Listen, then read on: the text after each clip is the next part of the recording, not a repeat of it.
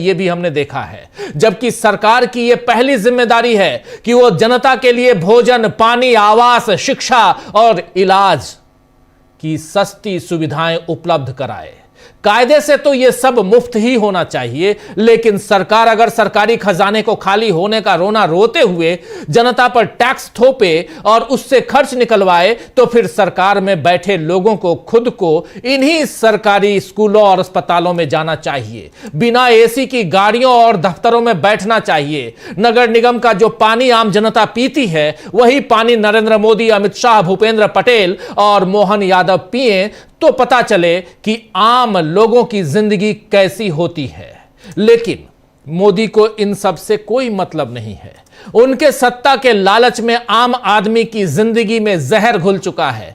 कांग्रेस ने एक पोस्ट में बीजेपी के जहरीले मॉडल के बारे में बताया है। उस पोस्ट में कांग्रेस ने क्या कुछ लिखा है आपके सामने ला रहा हूं। कांग्रेस, ये लंबा चौड़ा लेकिन बीजेपी का जहरीला मॉडल। गुजरात की राजधानी गांधीनगर में गंदा पानी पीने से 150 से ज्यादा लोग अस्पताल में भर्ती हैं, जिनमें ज्यादातर बच्चे हैं। पिछले कई दिनों से गंदा पानी लोगों के घरों में सप्लाई हो रहा था। बहुत शिकायतों के बाद भी सरकार ने कोई सुनवाई नहीं की और अब लोगों की जान पर बनाई है। याद रहे, इंदौर में गंदा पानी पीने से 15 लोगों की मौत हो गई और हजारों लोग बीमार हैं। वहां भी यही कहानी दोहराई गई थी। बीजेपी लोगों के घरों में जहर बांट रही है और सवाल पूछने पर उसे फोकट के सवाल बतला रही है। मध्य प्रदेश में पिछले 20 साल से और गुजरात में पिछले 30 साल से बीजेपी की सरकार है, जहां ये पीने का साफ पानी तक मुहैया नहीं करवा पा रहे हैं। सवाल है, क्या यह जहरीला पानी बीजेपी के नेता, मंत्री और खुद नरेंद्र मोदी पी पाएंगे? बड़ा सवाल है। दोस्तों, आप में से बहुतों ने अमिताभ बच्चन की फिल्म मैं आजाद हूं देखी होगी। ये याद कीजिए, 1989 में यह फिल्म आई थी, 1989 में, जिसमें हीरो नेता से कहता है कि 30 साल में आप लोगों को एक गिलास साफ पानी भी नहीं दे सके।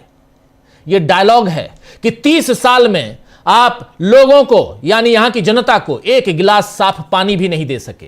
खैर, उस दौर में ऐसी फिल्में बनाने की आजादी थी जिसमें सत्ता पर सवाल उठाए जा सकते थे, जिसमें सत्ता से सवाल पूछे जाते थे, सीधे सवाल। लेकिन आज की तारीख में गंदे पानी पर मध्य प्रदेश फाइल्स या गुजरात फाइल्स तो विवेक अग्निहोत्री नहीं बनाएंगे और न ही नरेंद्र मोदी उनका प्रचार चुनावी राज्यों में करेंगे। विवेक अग्निहोत्री का नाम आपने सुना होगा। फाइल्स खेलते हैं, फिल्में वैसे ही बनाते हैं जिससे नरेंद्र मोदी, और वो फिल्में बनाते हैं जहां चुनाव होता है, जैसे बंगाल फाइल्स अभी कुछ दिन पहले बनाया। ऐसे ही जहां चुनाव होने वाले होते हैं वहां के नाम से एक फिल्म बना के ले आते हैं, कश्मीर फाइल्स। बल्कि मोदी तो चुनावी राज्यों में जाकर बताते हैं कि कौन सी योजनाएं शुरू करने वाले हैं, और जैसे ही चुनाव जीता तो वो उस बारे में भी भूल जाते हैं। पहले आप याद कीजिए, जब बिहार गए थे ढेर सारी योजनाओं की बात कर रहे थे। अब ढेर सारी योजनाओं की बात हो रही है पश्चिम बंगाल के लिए, असम के लिए। बुलेट ट्रेन की बात चलती है तो वंदे भारत ट्रेन की बात चलती है। मोदी की इस जुमलेबाजी पर कांग्रेस ने एक पोस्ट किया है। इस पोस्ट को देखिए। कांग्रेस इस पोस्ट में, इस वीडियो में कांग्रेस क्या कुछ जुमलेबाज लिखकर ये साफ साफ इस वीडियो को, जरा वीडियो सामने लेके आइए। मोदी और बीजेपी को सिर्फ चुनाव जीतने से मतलब है, इसके लिए वो जनता से झूठे वादे करती है। बिहार चुनाव से पहले बीजेपी ने बिहार के लोगों को जुमला दिया था कि देश की पहली वंदे भारत स्लीपर ट्रेन पटना से दिल्ली के बीच चलेगी। अब जैसे ही वहां सरकार बनी, वो अपनी बात से पलट गई। अब अगले इलेक्शन को देखते हुए पहली वंदे भारत स्लीपर ट्रेन असम के गुवाहाटी से बंगाल की राजधानी कोलकाता तक चलेगी। दोनों राज्यों में इसी साल चुनाव होने हैं। साफ है, मोदी के हर वादे का मतलब सिर्फ एक जुमला है, वो जनता को केवल ठगना जानते हैं। साफ साफ सीधा प्रहार कांग्रेस का नरेंद्र मोदी पर इस वीडियो के जरिए। तो अब मोदी के मुताबिक असम को वंदे भारत स्लीपर ट्रेन का तोहफा मिलने वाला है। हालांकि इस बार बीजेपी के लिए असम मुश्किल राज्य साबित होने वाला है। हिमंता बिस्वा शर्मा वहां के मुख्यमंत्री हैं और हिमंता बिस्वा शर्मा से लोगों की नाराजगी दिख रही है और कांग्रेस ने अपनी तैयारियां काफी मजबूत की हैं। अब प्रियंका गांधी को भी असम में अहम जिम्मेदारी दी गई है। प्रियंका गांधी असम स्क्रीनिंग कमेटी की चीफ हो गई हैं, यानी अध्यक्ष बनाया गया है। प्रियंका प्रियंका गांधी को। प्रियंका गांधी सहित 5 राज्यों में कांग्रेस पार्टी ने अपने स्क्रीनिंग कमेटी के चीफ को नियुक्त कर दिया है, और जिसमें टीएस सिंहदेव को उधर तमिलनाडु और पुदुचेरी की जिम्मेदारी दी गई है। वीके हरिप्रसाद को जिम्मेदारी दी गई है पश्चिम बंगाल की, और ऐसे ही केरल की जिम्मेदारी भी दी गई। मुझे अभी ध्यान नहीं आ रहा है, ध्यान आते ही वो भी बताऊंगा। लेकिन अभी अमित शाह और मोदी तो असम का चक्कर लगा आए हैं। आने वाले वक्त में उनके दौरे अब वहां बार बार होंगे। वहीं अमित शाह अभी चुनावी राज्य तमिलनाडु भी पहुंच चुके हैं, जबकि उनके जहां से अमित शाह, आपको याद है गांधीनगर से अमित शाह सांसद हैं, जहां से अमित शाह सांसद हैं वहां 150 लोग अस्पताल में भर्ती हैं गंदा पानी पीने से, दूषित जल पीने से। लेकिन वो पश्चिम बंगाल 3 दिन रह के आए, अब तमिलनाडु पहुंच चुके हैं। देश में भले हाहाकार मचा है, एक तरफ अंकिता भंडारी का मामला उत्तराखंड में गर्म है, और आप जानते हैं कि अंकिता भंडारी के मसले पर उत्तराखंड से लेकर आज दिल्ली के जंतर मंतर तक हंगामा मचा रहा, लेकिन कोई फिक्र नहीं है, क्योंकि वहां तो डबल इंजन की सरकार है। मध्य प्रदेश, गुजरात का हाल हम देख ही रहे हैं। बाकी राज्यों में भी कहीं कानून व्यवस्था, कहीं आदिवासी दलित उत्पीड़न, कहीं उग्रवाद जैसी समस्याएं हैं, लेकिन गृह मंत्री और प्रधानमंत्री को चुनावी राज्यों के दौरों से ही फुर्सत नहीं है। और इन सब के बीच वेनेजुएला का जिक्र यहां जरूरी है। वेनेजुएला आप जानते हैं, जिस पर एक कल 2 और 3 तारीख की दरमियानी रात अमेरिका ने हमला बोला, जिसको अमेरिका सर्जिकल स्ट्राइक कह रहा है। वेनेजुएला के पदासीन जो वहां के राष्ट्रपति थे और उनकी पत्नी, दोनों को गिरफ्तार कर 40 लोगों की हत्या वहां हुई है, मौत हुई है, गिरफ्तार कर ले आए अमेरिका, और सख्त कानूनी कार्रवाई की चेतावनी दी जा रही है। इस मसले पर पूरी दुनिया में अभी हाहाकार मचा हुआ है। भारत से उम्मीद थी कि भारत इस पर कुछ कहेगा। आज भारत की प्रतिक्रिया आई है। भारत के विदेश मंत्रालय की तरफ से एक प्रेस रिलीज जारी की गई है, जिसमें हालात पर भारत अपनी दृष्टि बनाए हुए है और कह रहा है वेनेजुएला में शांति स्थापित हो, इसकी कामना कर रहा है। अमेरिका की भर्त्सना नहीं कर रहा है।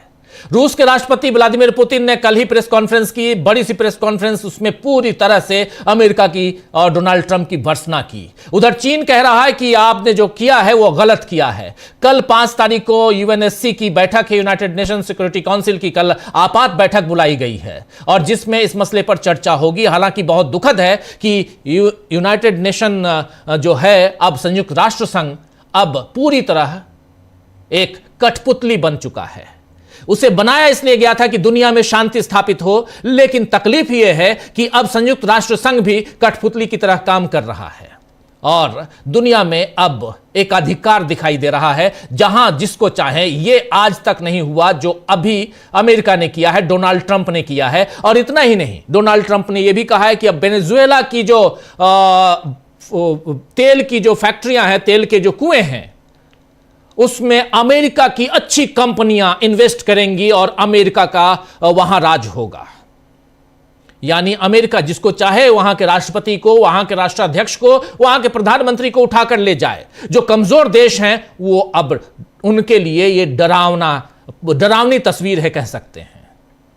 क्या दुनिया में यही होने जा रहा है? लेकिन इस बीच प्रधानमंत्री नरेंद्र मोदी की चुप्पी बहुत सारे मसलों पे, चाहे चर्च में जो घटना घटी, चर्च का मामला हो, चाहे यहां 2 संप्रदायों के बीच का मामला हो, एंजल चकमा का मामला हो, चाहे दूषित पानी का मामला हो, छोटी छोटी घटनाएं हिंदुस्तान के अंदर की हैं। इन घटनाओं पर जो प्रधानमंत्री ना बोलता हो, वो वेनेजुएला के मामले पर क्या बोलेगा, आप सोच सकते हैं, अंदाजा लगा सकते हैं। तो आइए दोस्तों, आज चर्चा करेंगे कि कैसे बीजेपी पर जहर फैलाने का जहरीला मॉडल देश में लागू करने का आरोप मोदी और शाह के लिए नुकसानदायक हो सकता है, और इन सबके बीच कांग्रेस किस ढंग से मास्टर स्ट्रोक चल रही है, इस पर भी चर्चा करेंगे, दुनिया की बातें भी करेंगे।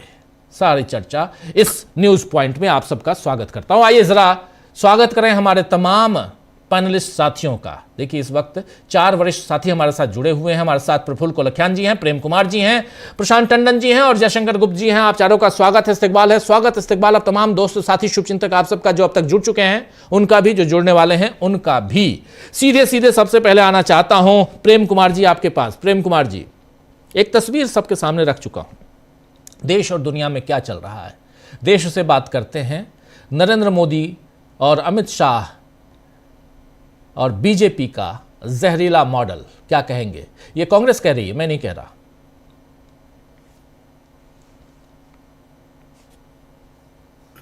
जी शुक्रिया राजीव जी। देखिए, जो दुनिया में घटना घट रही है और हमारे देश के भीतर जो घट रही है, जो बीते समय में डोनाल्ड ट्रंप से नरेंद्र मोदी की जो केमिस्ट्री दिखी थी, जिसका बहुत ढिंढोरा पीटा गया था, जिसमें नमस्ते ट्रंप हुआ था, अब की बार डोनाल्ड ट्रंप सरकार हुआ था, वो तमाम चीज़ें हुई थी। और इजराइल के साथ में एक अलग किस्म का विदेश नीति अख्तियार की गई थी। पूरी हमारे देश की विदेश नीति को पलट दिया गया। और अब हालात ये हैं कि एक तरफ तो पड़ोसी देश पाकिस्तान है, जिसके साथ हम आतंकवाद का दंश झेल रहे हैं, और दूसरी तरफ उस पाकिस्तान के दोनों कंधे पर एक में चीन का हाथ है और दूसरे पर पाकिस्तान का हाथ है, अमेरिका का हाथ है। तो ये स्थिति है तब जब हमने अपने विदेश नीति को उलट दिया है। अब मॉरल हमारा ये भी नहीं है कि दुनिया में गलत हो रहा है तो उस गलत को गलत कह सके। हम इस अपनी विदेश नीति को उस स्थान पर ले आए हैं जो जिनको फांसीवादी दर्शन अच्छा लगता था, जिनको इजराइल पसंद आता है, जिनको डोमिनेंस ऑफ इंडस्ट्रियलिस्ट पसंद आता है, जो साम्राज्यवादी नीतियों को जायज ठहराते हैं, उपनिवेशवादी नीतियों को जायज ठहराते हैं, तो उनकी नीतियां कहीं ना कहीं डोमेस्टिक पॉलिसी में भी नजर आती हैं। जो असहिष्णुता डोनाल्ड ट्रंप वेनेजुएला के लिए दिखा रहा है, अमेरिका वेनेजुएला के लिए दिखा रहा है, वो असहिष्णुता अमेरिका में भी डोनाल्ड ट्रंप के लोगों ने तब दिखलाया था जब चुनाव में हार के बाद राष्ट्रपति भवन पर घुस गए थे। वो दिखाया था। वो अनडेमोक्रेटिक फोर्सेस हैं, आज ताकतवर जरूर बने, लेकिन अमेरिका में फिर भी उनके खिलाफ बोलने वालों की संख्या बहुत बड़ी है। पूरा ऑपोजिशन, सदन के नेता, अमेरिका के सदन के नेता, सब लोग बयान जारी कर करके डोनाल्ड ट्रंप की आलोचना कर रहे हैं कि ये गलत है। भाई, वेनेजुएला का शासक हमारी नजर में हो सकता है आतताई हो, क्रूर हो, लेकिन उसको किडनैप करके उठा करके नहीं लाया जा सकता है। ये आवाज अमेरिका में भी उठ रही है, लेकिन ये आवाज भारत में नहीं उठ रही है। ताज्जुब की बात है जी। कि भारत में ये आवाज नहीं उठ रही है कि वेनेजुएला के शासक को के साथ ऐसा क्यों किया गया। हम असदुद्दीन ओवैसी जी के बयान जो भी बहुत चर्चा में है उसका जिक्र करना चाहते हैं। वो कह रहे हैं कि अमेरिका वेनेजुएला के शासक को उठा करके ले आ सकता है, तो भारत पाकिस्तान में आतंकियों को जाकर उठाकर क्यों नहीं ला सकता है। ये बात वो कह रहे हैं। हालांकि उनके कहने का में सियासत है, लेकिन मेरे ख्याल से ये भाषा भी नहीं होनी चाहिए थी। भाषा तो ये होनी चाहिए कि ऐसा अमेरिका कैसे कर सकता है, एक स्वतंत्र और संप्रभु देश के शासक को उठाकर ले आए। और असदुद्दीन ओवैसी जैसे लोग वो उस उदाहरण को इस रूप में पेश कर रहे हैं कि अमेरिका कर सकता है तो आप भी करो, भले पाकिस्तान के शासक को मत उठाओ, आतंकियों को उठा कर ले आओ। अरे, आतंकियों से लड़ने का हमारे पास नैतिक बल खत्म हो गया क्या? हम आतंकियों के खिलाफ पाकिस्तान के को जो शह दे रहा है उसको लेकर के क्या इंटरनेशनली सहमति बनाने की कम मादा खो बैठे? पहले तो हम इस ओर आगे बढ़ रहे थे। कभी एक समय था जब पाकिस्तान को आतंकी देश मानने में लोगों को दिक्कत हो रही थी, लेकिन मनमोहन सिंह के दौर में हमने देखा कि उन्होंने जब डोजियर पर डोजियर सौंपे तो अमेरिका भी आतंकियों को प्रत्यर्पित करने के लिए बाध्य हो गया। हम वहां तक पहुंचे थे, पाकिस्तान को आतंकी देश घोषित किया जाए या लोग बोलने लगे थे। लेकिन आज एक बार फिर वो स्थिति उलट गई है। अब आतंकवाद के खिलाफ बोलने की हमारी शक्ति कम हो गई है। ये हालात हैं। अब ये हालात डोमेस्टिक पॉलिटिक्स में भी देखें तो चूंकि आज के शासक वर्ग ने नैतिकता खो दी है, सच को सच बोलना बंद कर दिया है, इसलिए अपने देश में भी वैसी ही पॉलिसी का अनुसरण कर रहे हैं, जिसमें आज कांग्रेस ने जो ट्वीट किया कि बीजेपी ही जहर है, जहर पानी में है दिखता है, जहर हवा में है दिखता है, लेकिन ये जहर पानी में, हवा में, फिजा में क्यों है? इसलिए कि शासन करने वाली पार्टी बीजेपी ही जहर है।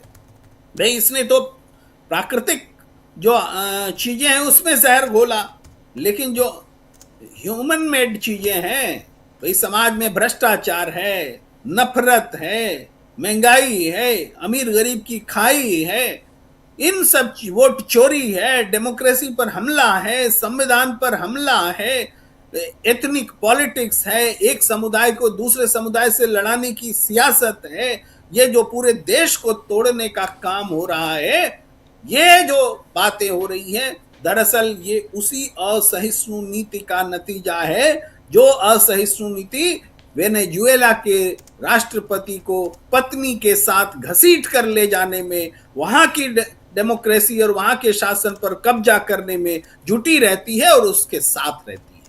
तो ऐसा नहीं है कि अमेरिका में घटना घटी है तो हमारे देश पर इंपैक्ट नहीं पड़ रहा है।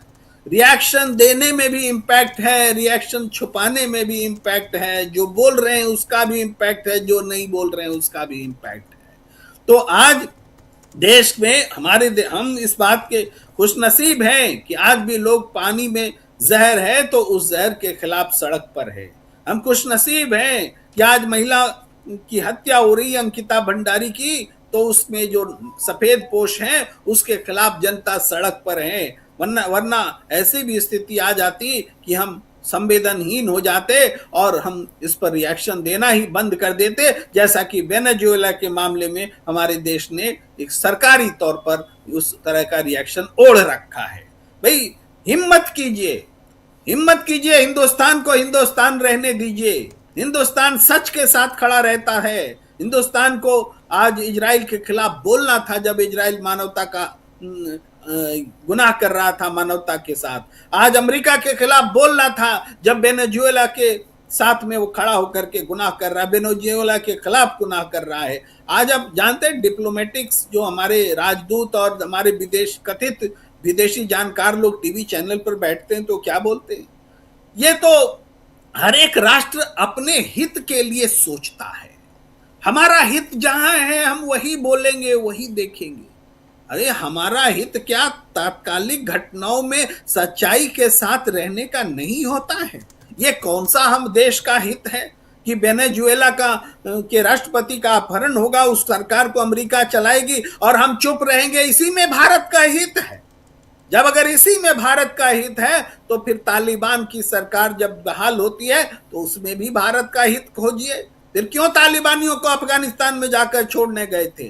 फिर क्यों आतंकवाद बोलते रहते हैं और आतंक का पीड़ित अपने आप को बताते रहते हैं? एक लाइन पर चलना होगा, सही क्या है और गलत क्या है। देश का हित सच्चाई से इतर नहीं हो सकता। और बहुत सही पीछे बीते दिनों बहस हुई थी। मोहन भागवत जो हैं वो शक्ति के साथ हैं, राहुल गांधी जो हैं सत्य के साथ हैं। जो सच्चाई के साथ होगा वही देश के साथ होगा, शक्ति के साथ होगा वो अमेरिका के साथ खड़ा होगा, डोनाल्ड ट्रंप के साथ खड़ा होगा, और जो सच्चाई के साथ खड़ा होगा वो वेनेजुएला के साथ खड़ा होगा। यही डोमेस्टिक पॉलिटिक्स में भी रास्ता अख्तियार करना होगा, यही इंटरनेशनल पॉलिटिक्स में भी रास्ता अख्तियार करना होगा। इसके अलावा कोई विकल्प ही नहीं है, कोई रास्ता ही नहीं है।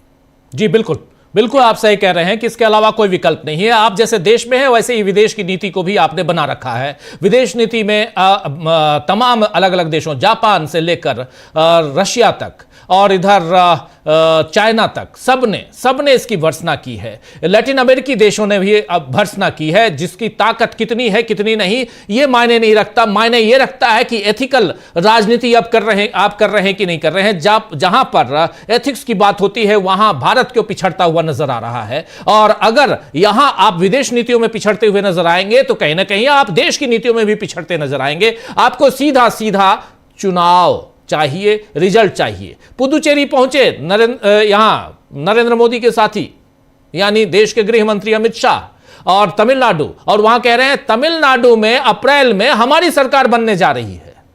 देख लीजिए, अभी से उन्होंने अप्रैल का महीना बता भी दिया कि अप्रैल में हमारी सरकार बनने जा रही है। सरकार की चिंता बहुत ज्यादा है, लेकिन आपके ही गृह राज्य में, आपके गृह राज्य की राजधानी गांधीनगर में दूषित पानी पीने से, और इसको पिछले सप्ताह भर से छिपा के रखा गया, मीडिया पर पहरेदारी कर दी गई कि यह खबर लीक ना हो, फिर भी खबर लीक हो गई। और अब अभी भी चिंता इसकी नहीं है, आपको चिंता है वहां चुनाव कैसे जीता जाए। प्रशांत टंडन जी, यहां से लेकर विदेश तक आपकी इस पर प्रतिक्रिया। देखिए राजीव जी, आज पहला रविवार है इस साल का, तो जरा थोड़ा मोदी जी का सरकार का थर्ड टर्म का भी विजिट हम लोग कर रहे हैं। सबसे बड़ा सवाल विश्व गुरु का, वहां से शुरू करते हैं कि बड़ा एक हवा भरी गई कि साहब विश्व गुरु हैं, इनकी मर्जी के बगैर पत्ता भी नहीं हिलता दुनिया में, ये युद्ध रुकवाने वाले पापा हैं। तमाम तरीके के प्रोपोगंडा और पब्लिसिटी की गई। हकीकत क्या है? हकीकत ये है कि जब आपके ऊपर हमला हुआ, आतंकवादी हमला हुआ, और आपने उसका जवाब दिया ऑपरेशन सिंदूर, दुनिया का कोई देश आपके साथ नहीं खड़ा हुआ, इजराइल और अफगानिस्तान के अलावा। आपके जो डेलीगेशंस गए, एमपीज के, पहली बार ऐसा डेलीगेशंस भेजे गए मोदी जी के द्वारा, उनसे भी कोई मीनिंगफुल लोग नहीं मिले, ना कोई सीधा कमिटमेंट दिया। तो उसके बाद 60 बार अमेरिकन प्रेसिडेंट डोनाल्ड ट्रंप कह चुके हैं कि सीज फायर उन्होंने करवाया। कहाँ के विश्व गुरु? उसके बाद आप देखिए कि 50% का टैरिफ लगाया, पाकिस्तान के ऊपर 19% का टैरिफ है राजीव जी। तो और 50 देशों पे का टैरिफ भारत से कम है, तो कहाँ से माय डियर फ्रेंड हमारी डोमेस्टिक इंडस्ट्री बैठ रही है? रेडीमेड गारमेंट्स की, ऑटोमोबाइल पार्ट्स की, डायमंड की, फैब्रिक की, तमाम इंडस्ट्री पे सीधा सीधा असर हुआ। तो विदेश नीति का हाल ये है। उसके बाद आप देखिए कि पुतिन यहाँ आए थे, और पुतिन साहब से कोई ऐसी एग्रीमेंट नहीं हुआ एनर्जी सेक्टर में, ऑयल सेक्टर में। वेनेजुएला से तेल हम ले रहे थे जून तक, और रिलायंस भी ले रहा था जून 25 तक, सब बंद करना पड़ गया क्योंकि अमेरिकन प्रेशर था। ओएनजीसी, अभी प्रेम कुमार जी भारत के इंटरेस्ट की बात कर रहे थे। ओएनजीसी के इन्वेस्टमेंट हैं राजीव जी 2 प्रोजेक्ट में वेनेजुएला में। हमारा $500 मिलियन वहां पे डिविडेंड का बकाया है, तो इंटरेस्ट तो है हमारा, हमारे लोग हैं वहां पे, लेकिन हमारा इन्वेस्टमेंट है ओएनजीसी का, ओएनजीसी विदेश का, 2 प्रोजेक्ट में वहां पे ऑयल के, तो इंटरेस्ट भी है हमारा। उसके बाद भी आप, तो एक जो विश्व गुरु का एक नारा दिया गया वो खोखला साबित हुआ। 2025 में जितनी मल्टीलैटरल समिट हुई हैं, एक में भी मोदी जी गए नहीं क्योंकि ट्रंप से सामना करना पड़ता। अब मुश्किल ये है कि ट्रंप ने जो वेनेजुएला में किया है, वो जितनी भी उसकी भर्त्सना की जाए, आलोचना की जाए, कम है। कि किसी देश की सॉवरेनिटी पे आप इस तरीके से हमला कैसे करेंगे कि उसके राष्ट्रपति को भी उठा के ले जाएंगे। अब ये बताइए कि ट्रंप ने जिन देशों के ऊपर 50% का टैरिफ लगा दिया, हमारे भारत के अलावा, भारत भी और तमाम और देशों के ऊपर, तो हम कैसे नेगोशिएट करें अमेरिका से? ट्रंप से नेगोशिएट कैसे करेंगे? वो तो ले जाते हैं उठा के, कोई बोलने को भी तैयार नहीं। ना यूनाइटेड नेशंस अभी आप चर्चा कर रहे थे, ना कोई वर्ल्ड पावर। चीन वेनेजुएला के साथ खड़ा हुआ, चीन ने धोखा दे दिया उसको, चीन ने कुछ किया नहीं। तो डोमेस्टिक इंटरनेशनल फ्रंट पे विश्व गुरु का इमेज बिल्कुल एकदम, जिसको चुनाव में भुनाते थे पोस्टर लगा के, वो अब इस काबिल नहीं बचे। सवाल खड़े होंगे। डोमेस्टिक फ्रंट में आप देखिए कि बेरोजगारी है, उसके बाद आप मिसमैनेजमेंट है, सबसे बड़ी चीज़ है कि मिसमैनेजमेंट है। जो सिस्टम चला आ रहा था कांग्रेस के जमाने की सरकारों का, वो अब वो डगमगा रहा है।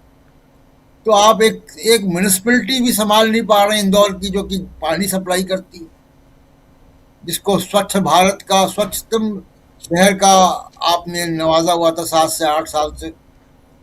तो उसके अलावा आप देखिए कि लॉ एंड ऑर्डर की स्थिति, ईसाइयों पे हमले हो रहे हैं, मुसलमानों पे हमले हो रहे हैं, नॉर्थ ईस्ट के लोगों पे हमले हो रहे हैं, नस्लवादी हमले हो रहे हैं। भारत में ऐसा कभी नहीं होता था।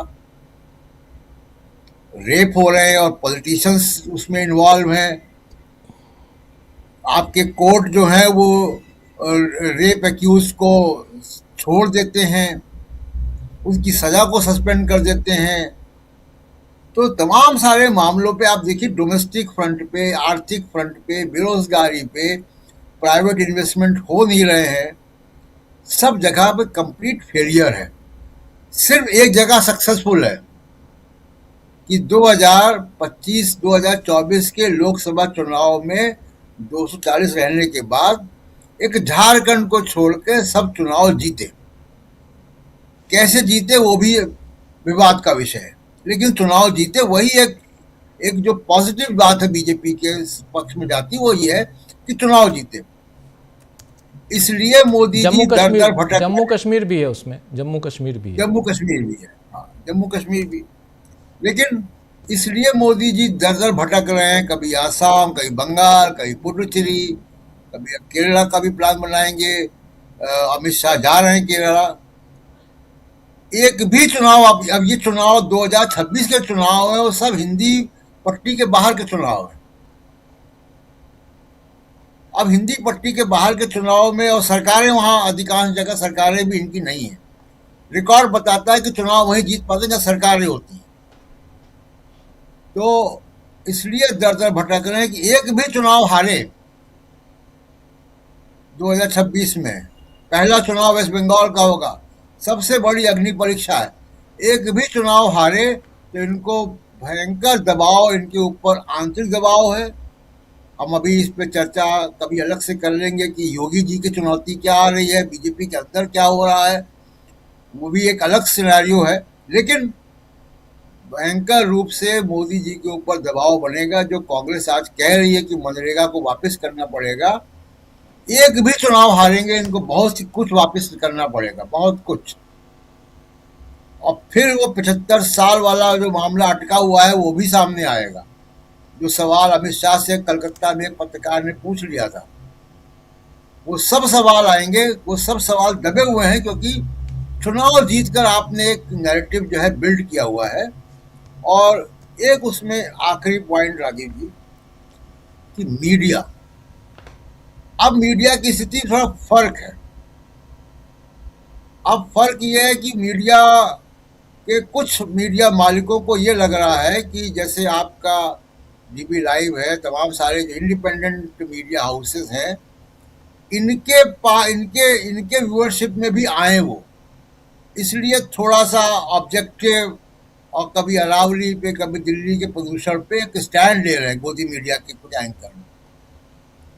वो इसलिए भी ले रहे हैं। दूसरा एक कारण ये है कि देखिए, कुछ उद्योगपतियों ने मीडिया को लगा के एक मोदी जी के पक्ष में नैरेटिव बनाया। अब वो ऐसी स्थिति में है कि वो ब्लैकमेल करने की स्थिति में है,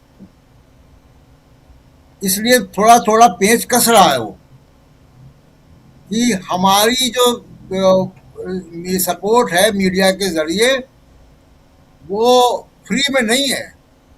आप दरवाजे खोलो, खजाने खोलो हमारे लिए, विज्ञापन दो हमको, हमारे प्रोजेक्ट को क्लियर करो, बैंक को खोलो हमारे लिए, वरना हम 1 मिनट में आपको हम धाराशाही कर देंगे। ये मीडिया की अब धमकी देना शुरू हो गया मीडिया का। तो ये भी हम देखेंगे कि किस तरीके से मीडिया जो है, अब वो अपनी जो सपोर्ट वो कर रहा है उसकी कीमत भी वसूलेंगे इनके मालिक। जी राजीव। जी, यहाँ दो तीन बहुत ही महत्वपूर्ण बात आप रख रहे थे, जिसमें मीडिया की बात भी आप कर रहे हैं। दूसरी बात, कैसे चुनाव दर चुनाव जीतने की कोशिश होती रही। दरअसल 2024 का जो लोकसभा चुनाव था, अब हम तो 2026 में आ गए, अब 2 साल पीछे की बात हो रही है। 2024 के लोकसभा चुनाव में नरेंद्र मोदी संविधान के नाम पर चुनाव हार गए थे।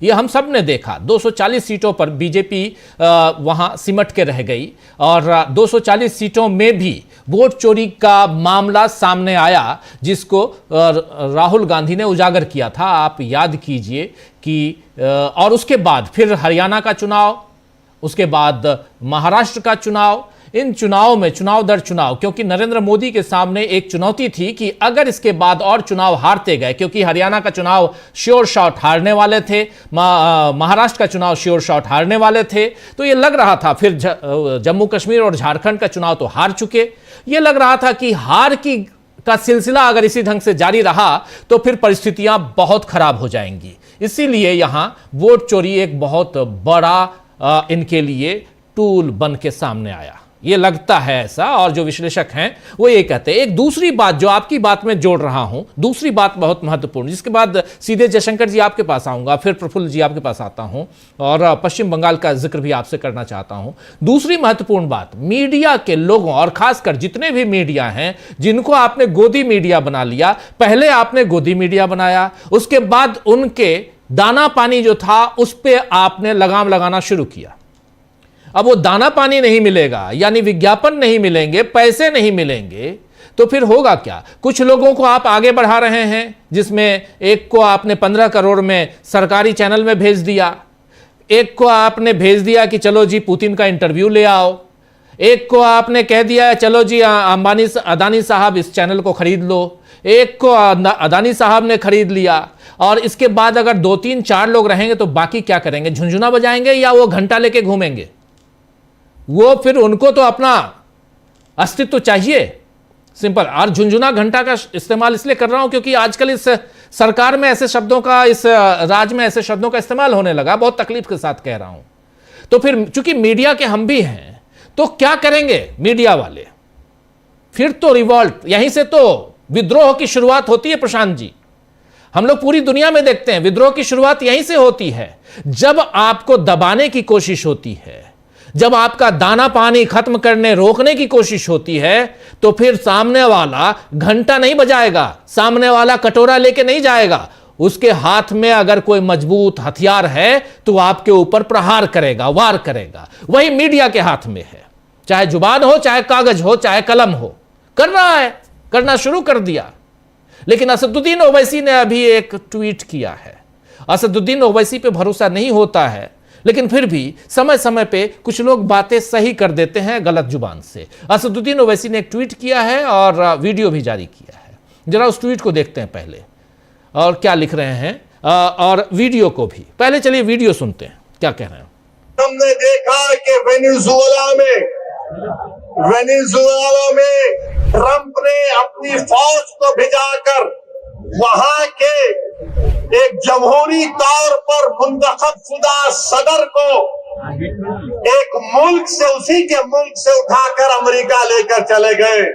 नरेंद्र मोदी जी, अमित शाह, देवेंद्र फडणवीस, जब ट्रंप अपनी फौज को भिजाकर वेनेजुएला से कदमी को उठा सकता है, जब सऊदी अरब यमन में मुखल्ला के पोर्ट पर बमबारी कर सकता है, मोदी जी हम आपको कह रहे हैं, आप पाकिस्तान में भिजाकर जो मुंबई की सड़कों पर साजिश करने वाले 9/11 के जालिम लोग हैं, चाहे वो मसूद अजहर हो या फिर लश्कर तैयबा का वो जालिम शैतान हो, मोदी जी 56 इंच का सीना है तो भिजा कर उठाकर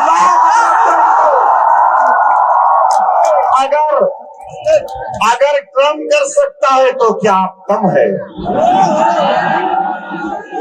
जब ट्रम्प कर सकता है तो आपको भी करना पड़ेगा, क्योंकि मोदी ने कहा था अब की बार ट्रम्प सरकार। फुला दिए, गुब्बारा बना दिए।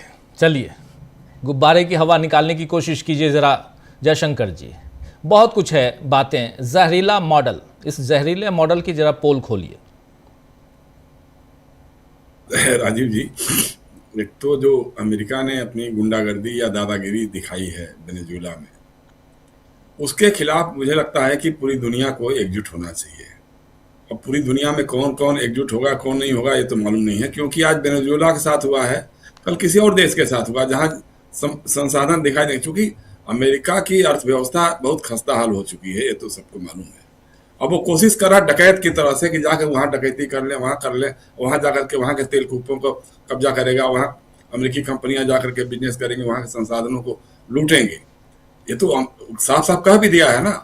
लेकिन ये जो असदुद्दीन ओवैसी कह रहे हैं ये बहुत गलत बात है। मतलब आप, हमारे मित्रों ने भी कहा है कि आप पाकिस्तान में आतंकवादियों को उठा कर ले आइए, यह कह करके आप वेनेजुएला में ट्रंप की हिमाकत को कहिए या उसकी जो खुराफात है, जो बदमाशी है, गुंडागर्दी है, उसको आप सपोर्ट कर रहे हैं। हम कतई नहीं इसके हामी हैं, हम इसके कायल कतई नहीं हो सकते हैं। ट्रंप ने गलत काम किया है तो उसका विरोध होना चाहिए। लेकिन सवाल यह है कि हमारी विदेश नीति आज इतनी चौपट है, मतलब इतनी खराब तो हमको लगता है कभी नहीं रही होगी, आज़ादी के बाद से आज तक जो है कभी नहीं रही होगी। आज आप देखिए, जैसे अभी प्रशांत गिना रहे थे कि जब पहलगांव का आतंकवादी हमला हुआ पहलगांव में, तो हमारे साथ इक्का दुक्का देशों के अलावा कोई खड़ा नहीं था। आज हमारा पूरा पड़ोस हमारे खिलाफ है। पड़ोसी देशों में हम कहीं नहीं कह सकते हैं कि कौन सा देश 100% हमारे साथ है या हमसे उसका दोस्ताना रिश्ता है। जिस बांग्लादेश को बनाने में भारत की बड़ी भूमिका रही, वो बांग्लादेश भी हमारे खिलाफ हो गया है। अब सवाल है कि जिस ढंग का माहौल आप बना रहे हैं, जैसे आपने अभी कहा कि जहरीला माहौल की बात कर रहे हैं, बहुत सारे जहर, जैसे बताया कि आप भाजपा खुद ही जहर है। देखिए, इंदौर में जहर पिलाया, पानी में प्रदूषित पानी पिलाया, गांधीनगर में पानी पिलाया, ये तो छोटी छोटी जगहों की बातें हैं। असल बात यह है कि जो आपने पूरे देश को सांप्रदायिकता का जहर जो पिलाया है, नस्लवाद का जो जहर पिलाया है, उसकी कीमत तो पूरे हिंदुस्तान को भुगतनी पड़ रही है, पड़ेगी। अब आप देखिए, उत्तराखंड में जिस तरह से त्रिपुरा के एंजल चकमा की हत्या हुई, उसकी नाक नक्श देख करके कि चाइनीज है तो मोमोज है, तो किस तरह की बातें हम लोग कर रहे हैं, हमारे यहाँ के लोग कर रहे हैं। हमको शर्म नहीं आती है? हम खुद को भारतीय भी कहते हैं और इस तरह की बातें करते हैं। उसी तरह से देखिए, अब आईपीएल खेल हो रहा है यहाँ पर। आईपीएल में अगर शाहरुख खान की टीम ने मुस्तफिजुर रहमान को ले लिया, बांग्लादेश के क्रिकेटर को, तो हर बार खेलता ही है, वो क्रिकेट का खेल है ना। तो अगर वो अपनी टीम में शामिल किया है, उसका बोली लगा करके लाया है, अब उसका विरोध हो रहा है जम करके। कोई ऐसा अल्लू बल्लू जितने पाखंडी बाबा जो है भगवा वस्त्र पहन करके घूमने वाले हम मक्कार, ये बोलने लगे हैं, फतवा करने लगे हैं कि उसकी जबान काट के लाओ, तो ये कर दो, वो कर दो। अरे भैया, उस टीम का कोई स्पॉन्सर जूही चावला है, जूही चावला के बारे में क्यों नहीं बोल रहे हो? नहीं जयशंकर जी, इसमें एक बात और महत्वपूर्ण है। नीलामी जो होती है, बोली जो लगती है खिलाड़ियों की, वो ऑर्गेनाइज कौन करता है? उसमें कौन कौन से खिलाड़ी आएंगे, वो कौन ऑर्गेनाइज करता है? ये शाहरुख खान ऑर्गेनाइज करता है क्या? वो तो बीसीसीआई करता है। बीसीसीआई करता है। जय शाह को पकड़ो ना भाई, वही तो। जय शाह को पकड़ो, आईसीसीआई का चेयरमैन है, आईसीआईसी का चेयरमैन है, उसको पकड़ो तो वो नहीं करेंगे आप। लेकिन ये माहौल बनाने की कोशिश हो रही है कि साहब गजब है, मतलब सांप्रदायिक जहर जो फैला दिया है बात बात पे कर। चूंकि उसमें शाहरुख खान का नाम मुसलमान है, उसकी पूरी देशभक्ति, उसके पूरे परिवार की देशभक्ति को आप ये कर रहे हैं, शर्म नहीं आती है? तो ये इस जहर की काट जो है बड़ा मुश्किल कर दिया इन लोगों ने, ऐसा फैला दिया है, क्योंकि यही इनके पास एकमात्र उपचार या औजार जो भी कह सकते हैं आप, राजनीति का औजार बच चुका है, जिसके जरिए चुनाव जीत सके, या जीतते आ रहे हैं, जो भी कर रहे हैं। हालांकि वो भी नाकाफी साबित हो रहा है। 2024 के लोकसभा के चुनाव में एकदम नाकाफी हुआ, तब ये चुनाव आयोग की मशीनरी पर और SIR जैसे सारे ताल तिकड़म करके ला रहे हैं। कितनी बड़ी बात है, मतलब आप सोच नहीं सकते हैं कि आज हम इसी चैनल पे हमने कई बार चर्चा की है, गांव में जो माहौल बनाया हुआ है, किस तरह से बच्चे, नए पीढ़ी के बच्चे जो डिस्कस कर रहे हैं। भाई अब उसी के बदले में आज उसने कह दिया, बांग्लादेश ने कह दिया हम हिंदुस्तान में नहीं खेलेंगे आईपीएल जो मैच होगा, हम नहीं खेलेंगे हिंदुस्तान में। अब आप करिए, अब देखिए आप क्या फैसला लेते हैं, आप आईसीसी क्या फैसला लेता है। तो इस तरह से आप जो रिश्ते बना रहे हैं पाकिस्तान के खिलाफ, पहले ही पाकिस्तान में आप जाएंगे नहीं, पाकिस्तान को आप यहाँ आने नहीं देंगे, तो आप करेंगे क्या? तो हमारी विदेश नीति की पूरी चौपट व्यवस्था में है, और आज हम कुछ बोलने की हालत में नहीं है। अभी बोल रहे थे प्रशांत जी, विश्वगुरु की बात हो रही है। भाई विश्वगुरु युद्ध रुकवा सकता है, लेकिन टैरिफ नहीं हटवा सकता है। टैरिफ हटवाने की बात तो छोड़ दीजिए, टैरिफ कम भी नहीं करवा सकता है।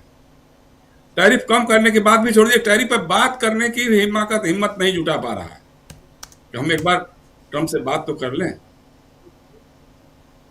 सारी पूजा कराई, यहाँ पे कितने मंदिरों में क्या क्या हुआ, ट्रम्प के नाम पर सब कुछ हुआ, उस पर कोई बोलने को तैयार नहीं है।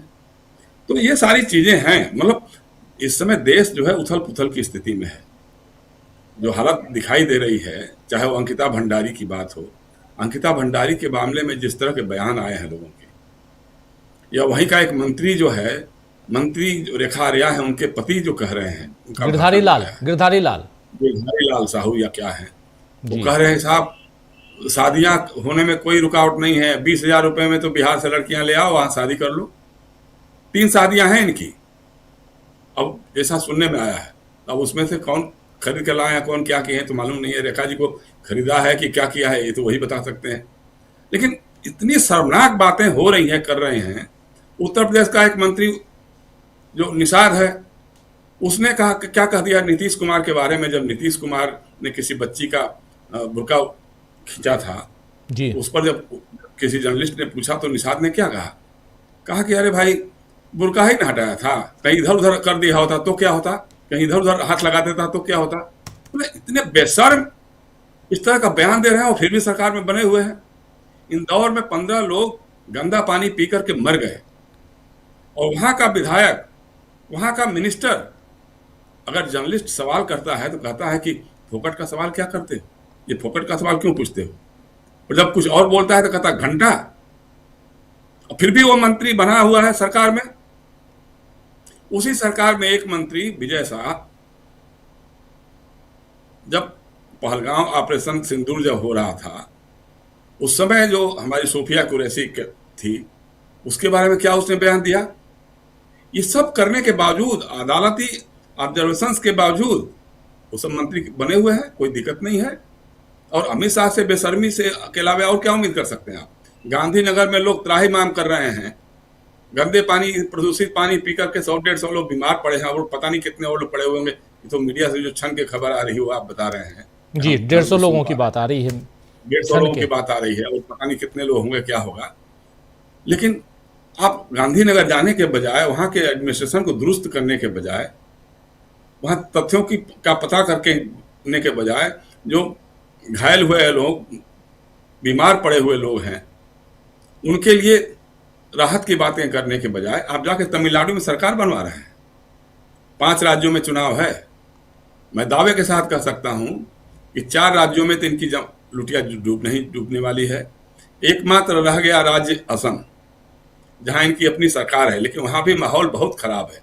हिमंता बिश्व शर्मा के भ्रष्टाचार और निकम्मेपन को लेकर के लोगों में जनाक्रोश भयानक फैला हुआ है।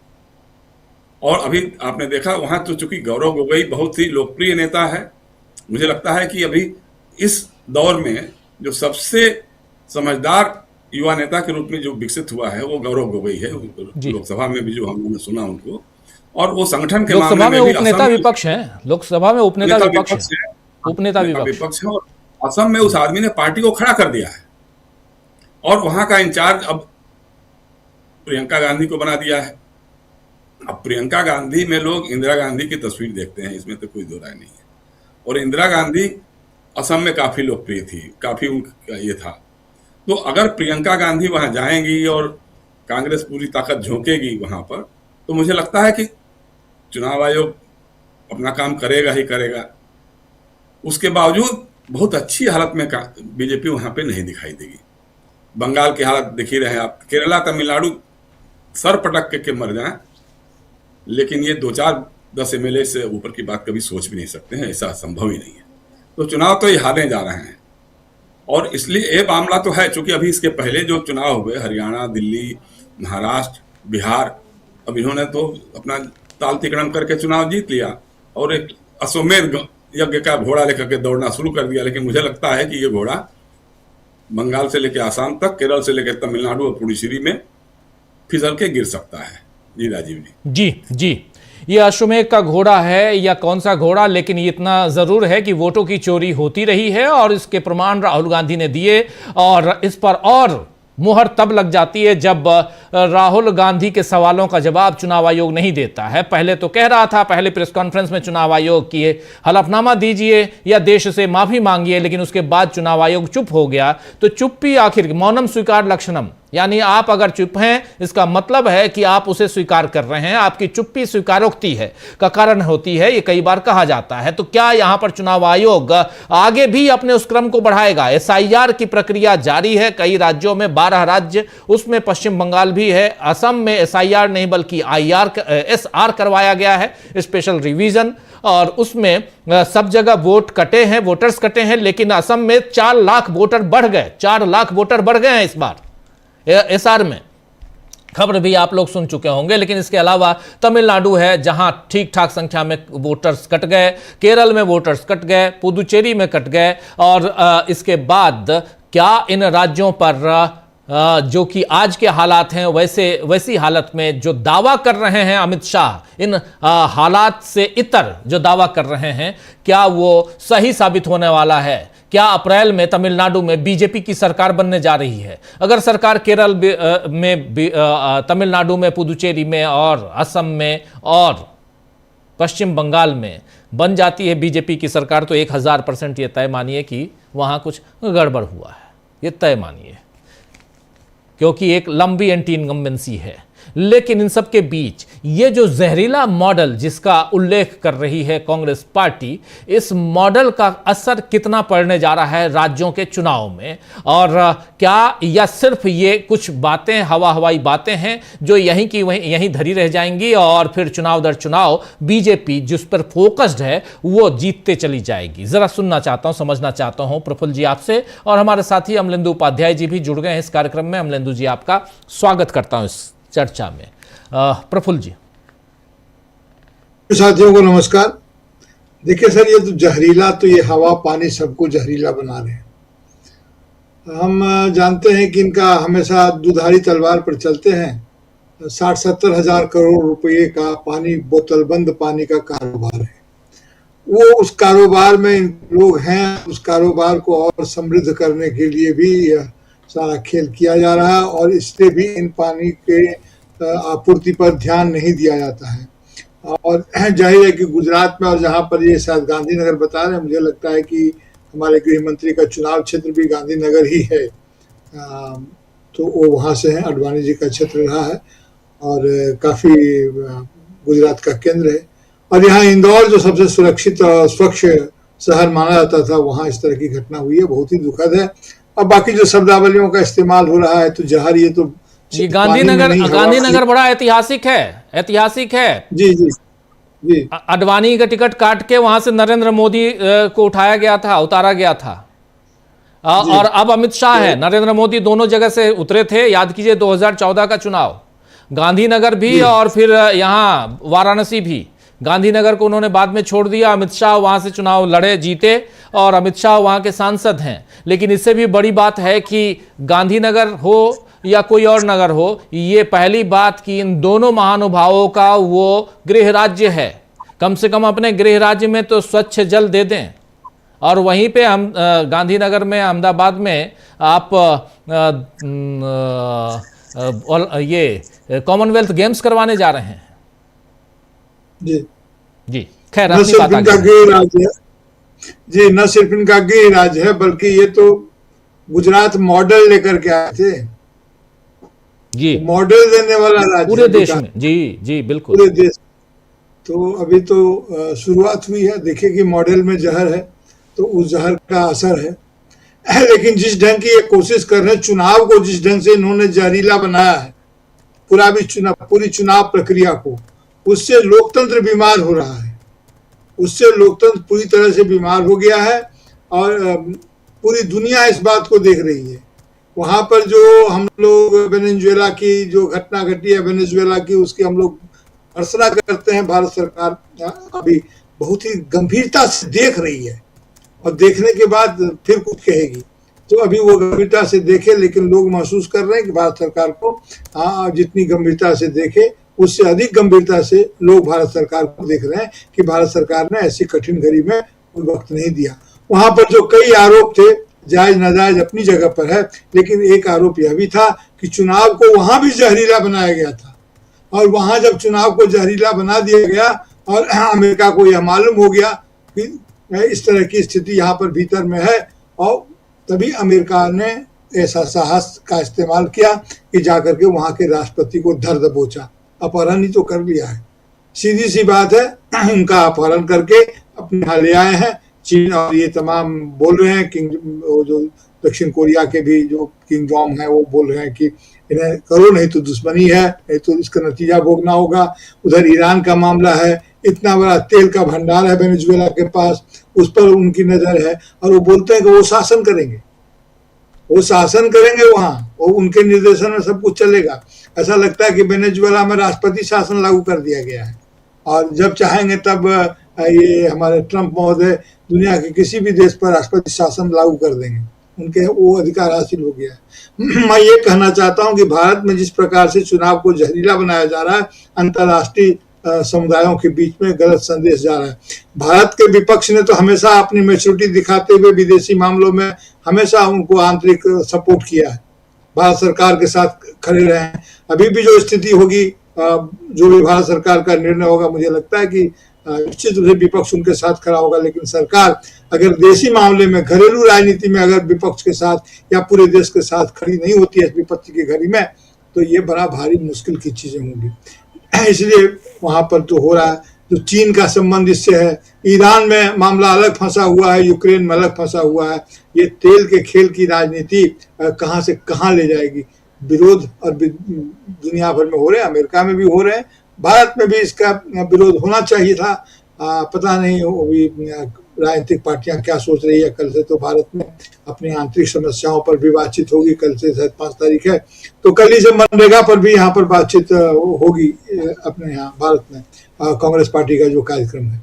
कुल मिलाकर वो वातावरण ऐसा बन गया है कि जो हवा को जो जहरीला जिसकी बात आप कह रहे हैं वो कह रहे हैं। और बांग्लादेश की जो घटना घटी है, जिस ढंग से क्रिकेट से इन्होंने दबाव डाल करके, अब ऐसा लगता है कि पता नहीं ये सरकार जो है सो फांसीवादी ताकतों के दबाव में आ गई, फ्रिंज एलिमेंट के दबाव में आ गई, या खुद ही फांसीवादी है।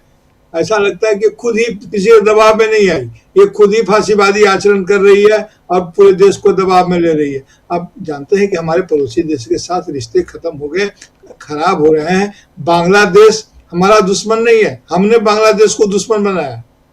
और कई बार हम लोग कह देते हैं कि बांग्लादेश भी विपरीत खेमे में चल गया, हमने उन्हें धकेल दिया है उसके साथ व्यवहार करके। अभी भी जो हुआ है, बांग्लादेश पर कट्टरपंथियों का अधिक दबाव है, लेकिन फैसला हमारे यहाँ उल्टा लिए जाते हैं। किसके दबाव में ये फैसला लिया गया? अभी हम लोग बातचीत कर ही रहे थे कि जयशाह जी ने की समिति ने, बीसीसीआई ने उनका नाम रखा होगा, तब वो वहां पर आया होगा और तब उसकी नीलामी या जो भी होता है उसकी प्रक्रिया हुई और उसका चयन हुआ। और आज आप उसे हटाने की बात कर रहे हैं। अब बांग्लादेश ने कह दिया कि T20 हम नहीं खेलेंगे।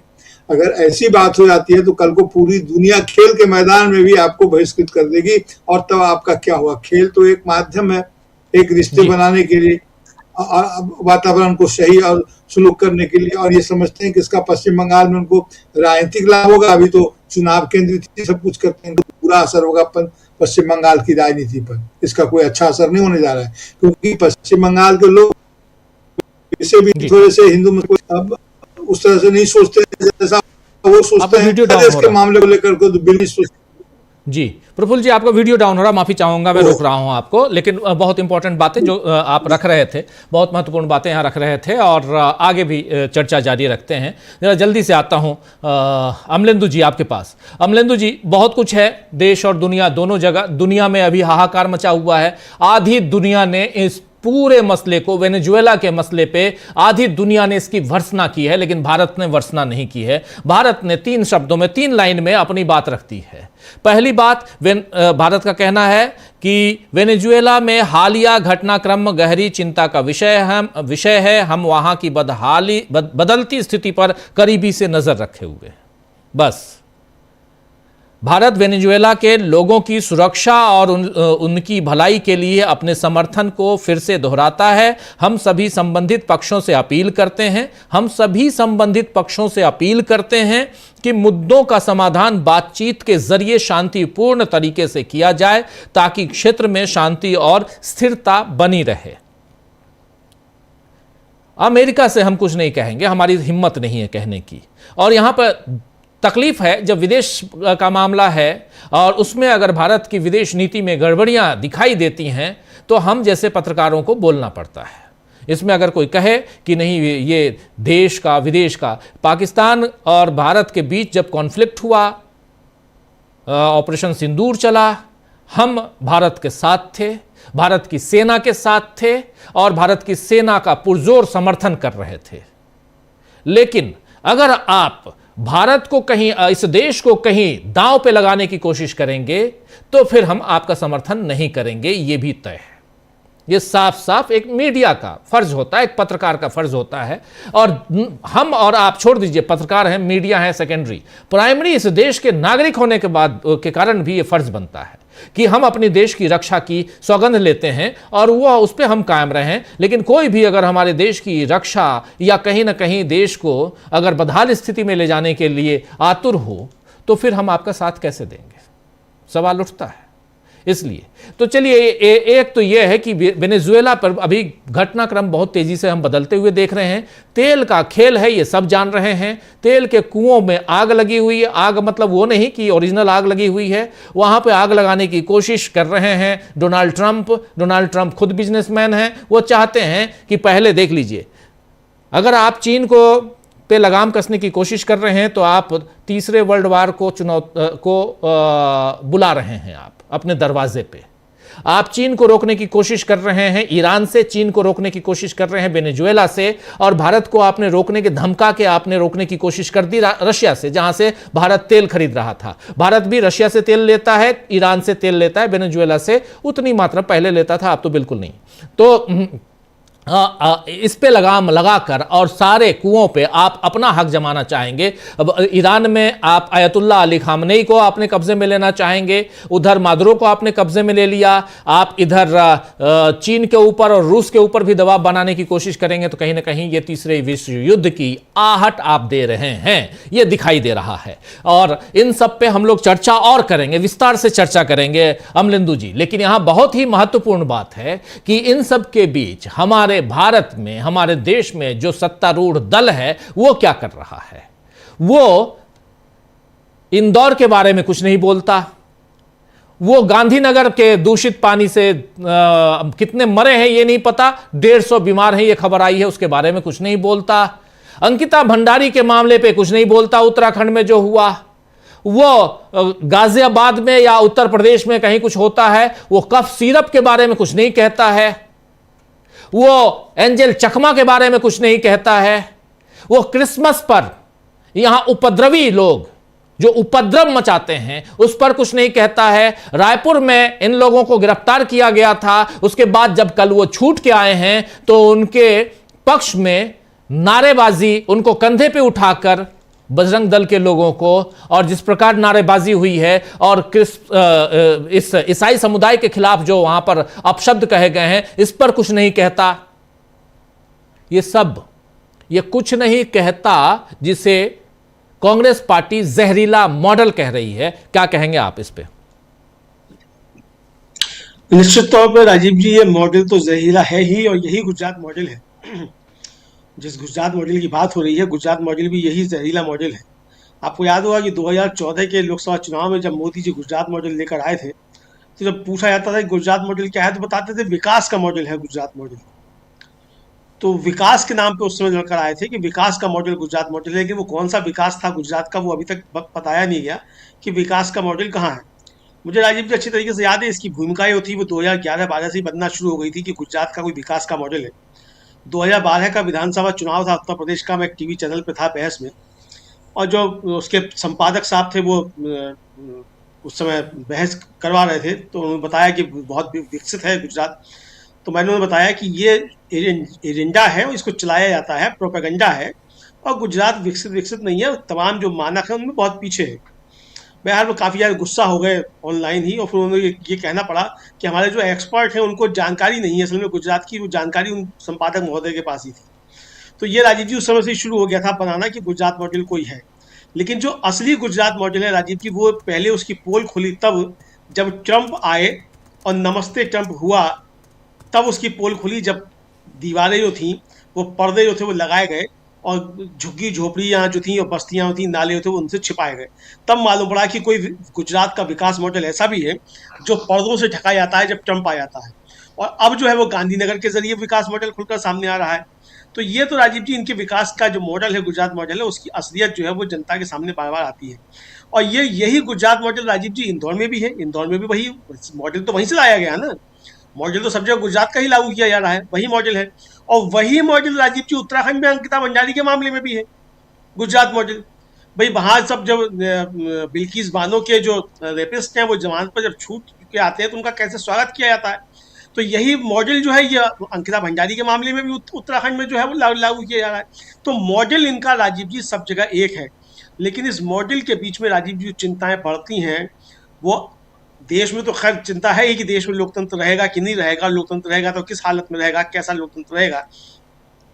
लेकिन दुनियावी स्तर पर भी राजीव जी लोकतंत्र को जो खतरे पैदा हो रहे हैं वो भी काफ़ी ज़्यादा गंभीर चिंता का विषय है। उस पर भारत सरकार को एक सख्त स्टैंड लेना चाहिए था। हम देख रहे हैं राजीव जी कि कल जो था वो हमारा जो विदेश मंत्रालय है उसने एक एडवाइजरी जारी कर दी अपने नागरिकों के लिए जो वेनेजुएला में है कि भाई आप सुरक्षित रहिए, घरों से मत निकलिए, और फला और मेल पे संपर्क कीजिए और इस पर कीजिए। और आज अभी 4 या 5 घंटे पहले एक जो है ये बयान जारी किया गया जो आपने बताया, उसमें भी कहा गया है कि हम वहाँ की बदलती परिस्थितियों पर नज़र रखे हुए हैं। भाई नज़र रखकर आप क्या करेंगे, कौन सी बदलती परिस्थितियाँ हैं? एक संप्रभु राष्ट्र का चुना हुआ राष्ट्रपति जो है उसको दूसरी देश की सेना आए और उसके घर से उठाकर ले जाए, तो ये कौन सा जो है बदलती परिस्थितियाँ जिस पर नज़र रखी जा रही है? अगर ट्रंप राजीव जी अपने यहाँ कोई एफआईआर दर्ज कराकर किसी देश के राष्ट्रपति को उठवा सकता है, तो राजीव जी हमारे यहाँ गुजरात का मुख्यमंत्री था, उसका भी प्रतिबंध था अमेरिका में जाने पे। तो क्या अमेरिका ऐसा कर सकता था कि गुजरात के मुख्यमंत्री को उठवा ले इसी तरीके से, और हम क्या उसको स्वीकार कर लेते? तो ये बहुत गंभीर चिंता का विषय है कि जिस तरीके से ट्रंप साहब की दादागिरी जो है, दादागिरी अमेरिका पहले भी करता था, लेकिन इस तरीके की दादागिरी जो अब तो खुलकर जो है दादागिरी सामने है, और उनके जो सांसद महोदय हैं, अमेरिकी सांसद सीनेटर जो हैं, वो खुलकर कह रहे हैं कि हमने पूरी दुनिया को संदेश दे दिया है कि अमेरिका के लिए जो चुनौती बनेगा उसके साथ हम यही करेंगे। तो राजीव जी जो आपने कहा कि भाई ये तीसरे विश्व युद्ध के मुहाने पर दुनिया खड़ी है, और ऐसे समय में भारत की तरफ से कोई सदी हुई प्रतिक्रिया क्यों नहीं आई है? हमने अभी तक इसकी निंदा क्यों नहीं की? रूस और चीन जो है वो साफ तौर पर इसकी कड़ी शब्दों में निंदा कर रहे हैं, क्यूबा ने इसकी निंदा की है, आधी दुनिया इसकी मजम्मत कर चुकी है, लेकिन हमारी सरकार जो है राजीव जी इस मसले पर खामोश है। आखिर प्रधानमंत्री नरेंद्र मोदी के श्री मुख से एक शब्द क्यों नहीं निकला है? सवाल तो ये भी उठता है। और जो हमारा विदेश मंत्रालय है वो एक 2 लाइन की विज्ञप्ति जारी कर देता है कि हम वहाँ की परिस्थितियों पर नजर रखे हुए हैं। आखिर भारत सरकार की तरफ से इस तरीके का कोई वक्तव्य क्यों नहीं आया कि हमारा स्टैंड इस समय क्या है? अगर यूएन चार्टर का उल्लंघन हो रहा है और इस तरीके से किया जा रहा है, तो इस पर क्या हम यूएन के सदस्य नहीं हैं? भारत जब ये बार बार बात करता है कि साहब हमको भी सुरक्षा परिषद का सदस्य बनाया जाए, तो सुरक्षा परिषद का सदस्य बनने के लिए क्या ये सही मौका नहीं है कि हम अपनी आवाज़ उठाएं कि अब ट्रंप गलत कर रहा है? और अगर इस तरीके की चीज़ें होंगी तो दुनिया तीसरे विश्व युद्ध के मुहाने में पहुंच जाएगी। दूसरी बात राजीव जी, जो वेनेजुएला के साथ परिस्थितियाँ हैं वो भारत के साथ परिस्थितियाँ क्या नहीं है लगभग मिलती जुलती? जैसा आपने जिक्र किया कि भाई तेल का मामला है, और कल ही राजीव जी चीन के जो शी जिनपिंग के राष्ट्रपति हैं उनके राजदूत कल वहीं थे काराकास में, वेनेजुएला में, और कल उनकी सुबह मुलाकात हुई है उनसे मादुरो से, और मदुरो से मुलाकात के बाद मदुरो ने अपने फेसबुक पेज पर वो चित्र जारी किए हैं और बताया कि मेरी इनसे मुलाकात हुई है, और राजीव जी युआन में जो थे वो तेल का व्यापार वेनेजुएला के साथ हो रहा था, उनकी उसमें, और उसी राज्य उठा लिया है। तो इसके जरिए ये संदेश जो है देने की कोशिश की गई कि हम चीन को भी बता रहे हैं कि अगर ऐसे व्यापार करोगे तो ये, तो राजीव जी अगर ये चीन को संदेश देने की कोशिश है कि आप युआन में व्यापार करेंगे और डॉलर में नहीं करेंगे, तो क्या ये भारत के लिए संदेश नहीं है कि आप रूस के साथ व्यापार करेंगे रुपए में तो हम आपके साथ ये करेंगे? तो हमारी प्रतिक्रिया क्यों नहीं आनी चाहिए? लेकिन राजीव जी यहाँ निराश जो है विपक्ष भी कर रहा है, और विपक्ष इसलिए निराश कर रहा है कि जयराम रमेश 2.5 लाइन का एक वक्तव्य जो है ट्विटर पर डाल देते हैं, कांग्रेस के ट्विटर हैंडल पर वो वक्तव्य भी नहीं है, राहुल गांधी मल्लिकार्जुन खड़गे की तब से इस पर अब तक कोई प्रतिक्रिया क्यों नहीं आई? ये भी सवाल उठते हैं राजीव जी। तो सरकार पर एक दबाव बनाया जाना चाहिए कि सरकार स्पष्ट इस पे स्टैंड ले। आपके संबंध होंगे ट्रंप के साथ, आपके संबंध होंगे पुतिन के साथ, आपके संबंध होंगे शी जिनपिंग के साथ, लेकिन अगर राजीव जी विश्व में व्यवस्था प्रभावित हो रही है और एक न्यू वर्ल्ड ऑर्डर सारे अमलेंदु जी, सॉरी टू से, सारी उम्मीदें हम विपक्ष से करें। अब विदेश नीति पे भी विपक्ष से ही उम्मीद करें कि वेनेजुएला में जो हुआ वो राहुल गांधी ने क्यों नहीं बोला, और उस पर खड़गे ने क्यों नहीं बोला, या कांग्रेस पार्टी क्यों नहीं बोल रही है। भाई सबसे पहले देश की नीति तो बात कर लें। अगर मालूम हुआ कि हमारे मोदी साहब कह रहे हैं हम ट्रंप साहब के साथ हैं, तो फिर राहुल गांधी को यहां नीचा दिखाने की कोशिश होगी। तो भाई हमारी विदेश नीति, क्योंकि ऐसे मसले पे विदेश नीति एक बारीक सी लाइन के साथ, एक बारीक से धागे से जुड़ी रहती है विदेश नीति। आपको उस धागे को मजबूत करना और बहुत संभाल के रखना है। और उसमें राहुल गांधी जाके विदेश में अभी गए हुए थे, बर्लिन में उन्होंने भाषण दिया, यहां पर आग लग जाती है, और कुछ भी बोलते हैं यहां आग लग जाती है हिंदुस्तान में। बीजेपी का जो सो कॉल्ड, जयशंकर जी के शब्दों को उधार लो तो कनफुकवा तंत्र जो है वो यहां पर राहुल गांधी की ऐसी तैसी करके रख देता है। यही कहेंगे ना जयशंकर जी, क्योंकि वो बिल्कुल ही चाहता है कि किसी ढंग से विपक्ष को हमेशा निगेटिव रूप से प्रचारित कर सामने रखा जाए, ताकि हमारी जो निगेटिव बातें हैं वो सामने ना आए। हमको तो पूछना चाहिए ना कि आखिर गांधीनगर में क्या चल रहा है, जरा बता दीजिए भाई, आप तो वहीं के हैं। हम ये कहेंगे कि राहुल गांधी ने उस पर क्यों नहीं कहा। इसका मतलब है कि हम उसी मामले को, जिस बात को ये आगे बढ़ा रहे हैं वो आगे बढ़ा रहे हैं। इसलिए मैं सॉरी टू से पहले बोला, इसलिए हमको ऐसी गलतियां नहीं करनी चाहिए, हमको ऐसी गलतियों में नहीं फंसना चाहिए। एक स्वतंत्र निष्पक्ष, हालांकि निष्पक्ष शब्द अपने पत्रकारिता के लिए मैं नहीं रखता हूं, लेकिन फिर भी अगर थोड़ी कहीं पर भी निष्पक्षता के साथ आपको विश्लेषण करना है तो फिर हमको उनके जाल में उलझना नहीं चाहिए। यहां मामला राहुल गांधी का नहीं है, मामला प्रधानमंत्री नरेंद्र मोदी का है। प्रधानमंत्री क्यों चुप्पी साधे रहे, और प्रधानमंत्री अभी तक इंटरनली एंजल चकमा की हत्या हो जाती है उस पर क्यों नहीं बोले। प्रधानमंत्री 16 लोगों की अब मौत हो चुकी है आधिकारिक तौर पे यहां इंदौर में, उस पर क्यों नहीं बोले अभी तक। उनकी डबल इंजन की सरकार है। ऐसे तमाम मसलों पे आप चर्च में जाकर प्रार्थना सभा में हिस्सा लेते हैं, हाथ जोड़ते हैं, लेकिन उसी वक्त जो घटनाएं घट रही हैं देश भर में उस पर आप क्यों नहीं बोलते हैं। सवाल प्रधानमंत्री से, क्योंकि सरकार सत्ता पर वो काबिज है, सत्ता की मलाई कोई और खाए और गाली कोई और सुने। ऐसे देश चलता है क्या। खैर अमलेंदु जी अपनी बात आगे बढ़ाइए। मैं राजीव जी ये नहीं कह रहा हूं कि राहुल गांधी जो है वो बयान दे दें कि साहब अमेरिका का हम निंदा करते हैं। मैं कह रहा हूं कि सरकार से सवाल क्यों नहीं पूछा जाएगा, इस पे भी सरकार से सवाल क्यों नहीं पूछा जाएगा। अगर विदेश नीति की बात होगी तो इस पे भी सवाल क्यों नहीं पूछा जाएगा। क्योंकि राजीव जी ये मसला सिर्फ वेनेजुएला से संबंधित नहीं है, इसका जो मसला जो है बहुत ज्यादा गंभीर है। आप एक देश के राष्ट्रपति को, संप्रभु देश के राष्ट्रपति को आप उठाकर इस तरीके से ले जाते हैं, तो इस पर बात क्यों नहीं होनी चाहिए। सरकार हमारी खामोश क्यों है, और सरकार अगर खामोश है तो विपक्ष उस सरकार से सवाल क्यों नहीं पूछा भाई आपका स्टैंड क्या है। भाई भारत की तरफ से प्रतिक्रिया होनी चाहिए ना, तो भारत की तरफ से प्रतिक्रिया क्या होगी, तो विपक्ष को उस पर बात करनी चाहिए। मेरा कहने का तात्पर्य सीधा सा इतना है कि विपक्ष को इस पर सवाल करना चाहिए प्रधानमंत्री से कि मान्यवर भारत का इस पर रुख क्या है। अब कल को अगर यूएन में बात होगी तो यूएन पे भारत का कोई पक्ष होगा ना, जब आएगी बात इस पे, तो क्या पक्ष होगा भारत का, वो कैसे तय होगा। अकेले मोदी जी तय कर लेंगे क्या कि मोदी उनकी दोस्ती है ट्रंप साहब से, तो जाके वो वोट कर देंगे वहां। भाई देश को आपको विश्वास में लेना पड़ेगा ना, विदेश नीति आपकी अकेले की तो है नहीं। तो इसलिए मेरा कहना है कि विपक्ष को प्रधानमंत्री से सवाल करना चाहिए कि आपकी इस मसले पर भी खामोशी क्यों है, और इस मसले पर भारत का रुख क्या है, स्पष्ट कीजिए, हम आपके साथ हैं। तो ये है। दूसरा राजीव जी, गांधीनगर के मसले पर अगर आप सोचें कि इस पर मोदी जी को जवाब दे देंगे, राहुल गांधी ने कल ही कहा कि जब कोई बारी आती इस तरह की मोदी जी हमेशा की तरह खामोश हो जाते हैं। एंजल चकमा के मसले पर भी खामोश हैं, गांधीनगर के मसले पर भी खामोश हैं, अंकिता भंडारी के मसले पर भी खामोश हैं। तो खामोश रहेंगे इन मसलों पर, लेकिन कपड़ों से पहचान लेंगे। तो जो कपड़ों से पहचानने की राजनीति है राजीव जी, असल में भरोसा उसी पर है कि कपड़ों से पहचान लिया जाएगा तो इंदौर भी होगा, तो गांधीनगर भी होगा, और अंकिता भंडारी वाले मसले भी होंगे, क्योंकि आपको भरोसा इस पर है कि आप तो कपड़ों से पहचान लेते हैं। जी राजीव जी जी जी बिल्कुल।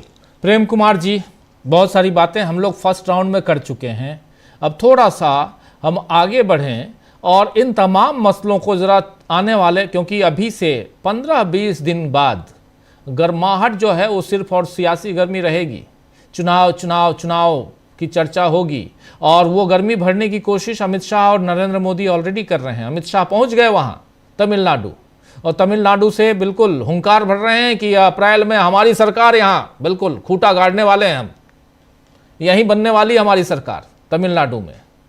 क्या लगता है आपको, जो बात कह रहे थे जयशंकर जी कि एक भी जगह कुछ नहीं मिलने वाला, आपको भी ऐसा लगता है, या अब तो किसी चीज पे भरोसा ही नहीं होता?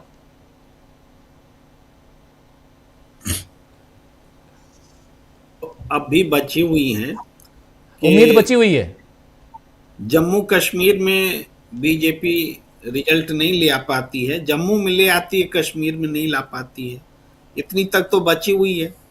केरल में नहीं ला पाती है, तमिलनाडु में भी ये दावा जो है दुस्साहस है, क्योंकि दिखता नहीं है, लेकिन दुस्साहस बीजेपी करती है, और उसी में जहां संभव है वो कर पाती है। जैसे तमिलनाडु में तो उनको अच्छा सहयोगी भी नहीं मिल रहा है जो कि चुनाव जिता सके, लेकिन जिस दिन सहयोगी मिल जाएगा या सहयोगी बन जाएगा, क्योंकि वहाँ डीएमके और कांग्रेस के अलायंस के आगे कोई विपक्ष अभी खड़ा भी नहीं है, नया स्टार आया है सिनेमा का, वो प्रतिपक्ष बनने की कोशिश में है। एआईएडीएमके तो अपना मतलब इतना विश्वसनीयता खो चुका है, बीजेपी से साथ लेकर के चुनाव लड़ने में भी उनको दिक्कत होती है, बीजेपी इतनी अछूत किस्म से वहां बनी हुई है।